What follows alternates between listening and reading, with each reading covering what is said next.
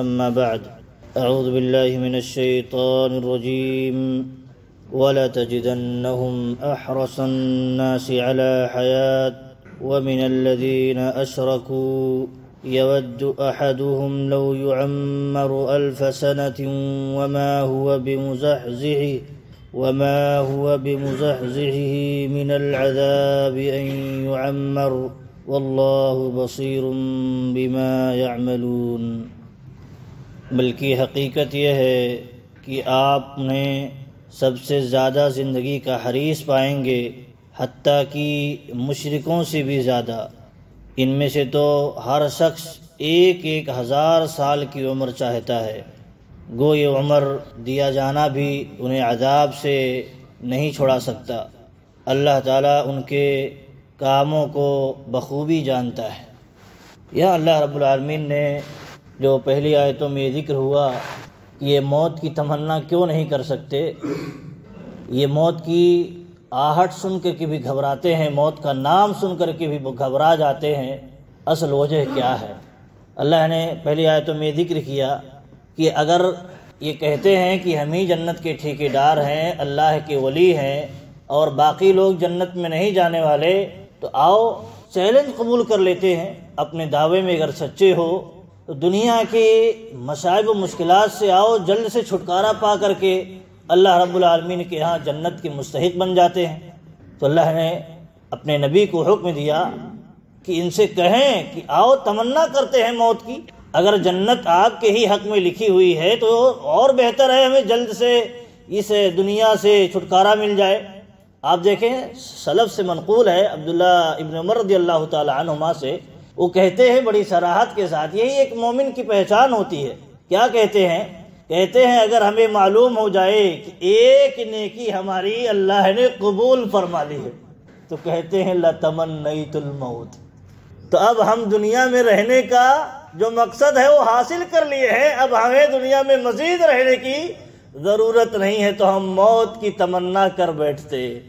تو قبولیت اصل ہمیں معلوم نہیں، ہمیں اتنی عبادتیں کرتے ہیں، کیا معلوم اللہ ہمارے منہ پر وہ عبادتیں مار دیتا ہو، کیا معلوم کتنی کوتاہیاں کمیاں واقع ہو جاتی ہیں، ہمیں نہیں معلوم۔ اس لیے ہم روتے ہیں، گڑگڑاتے ہیں، عبادتیں کرنے کے باوجود بھی اللہ سے کہتے ہیں اللہ عبادتوں میں غلطیاں ہو تو معاف فرمانا۔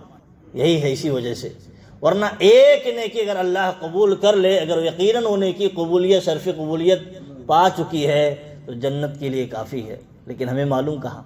اسی لیے وہ صحابی رسول کہتے ہیں ہمیں نہیں معلوم ہے، لیکن اگر ہمیں علم ہو جائے تو ہم دنیا میں رہ کے کیا کرنے والے، دنیا میں رہنے کا مقصد ہمیں حاصل ہو گیا۔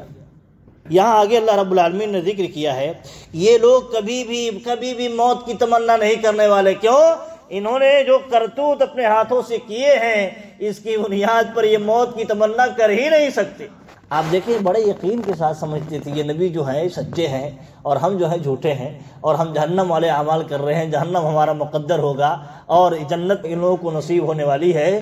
مجلسوں میں آتے تھے نبی اکرم صلی اللہ علیہ وسلم کی تو سمجھتے تھے کہ جو رحمت کی دعا اگر کوئی بڑا کرتا ہے، اللہ کا برگزیدہ بندہ کرتا ہے، اللہ کے رسول کرے رحمت کی دعا کہ فلاں آدمی کو رحمت حاصل ہو جائے تو امید کی جا سکتی ہے نا رحمت پانے کی۔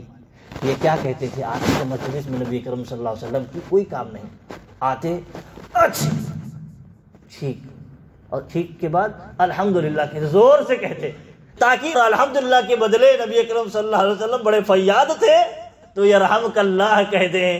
لیکن دیکھیے جس کا عمل برباد ہو، جس کے عقیدے خراب ہوں، ان کو کسی نیک آدمی کی دعا بھی نہیں بچانے والی ہے۔ نبی اکرم صلی اللہ علیہ وسلم نے صاف صاف کہہ دیا تھا اپنے رشتہ داروں سے، اپنے خاص قریبی لوگوں سے، نہیں تمہیں نہیں بچا سکتے، دنیا میں جو مانگنا ہے مانگ لو، ہم آخرت میں تمہارے کسی کام نہیں آ سکتے۔ تو یہ ہے دیکھیے ابراہیم علیہ السلام اپنے والد کو نہ بچا سکے، نہیں بچا سکتے ہیں خاص قریبی رشتہ داروں کو بھی۔ تو یہ ہے کہ دیکھیے یہ بڑے حریص ہوتے ہیں زندگی کے، تو ہمیں کرنا کیا چاہیے؟ اعمال اچھے کرنا چاہیے۔ اللہ رب العالمین نے کہا کرتوت انہوں نے جو کیا انہیں معلوم ہے ہم کہاں کے مستحق ہونے والے ہیں، اسی لیے اللہ نے فرمایا کہ دنیا میں زندہ رہنے کے بڑے حریص ہوتے ہیں، بڑے لالچی ہوتے ہیں، چاہتے ہیں ان کو 1000 سال کی عمر مل جائے، نصیب ہو جائے، اسی لیے اس کے لیے تدبیریں بہت کرتے ہیں، چھوٹی چھوٹی نقصان کی چیزوں سے بچاؤ کی تدبیریں ہیں، اور بھی بہت ساری چیزیں ہیں۔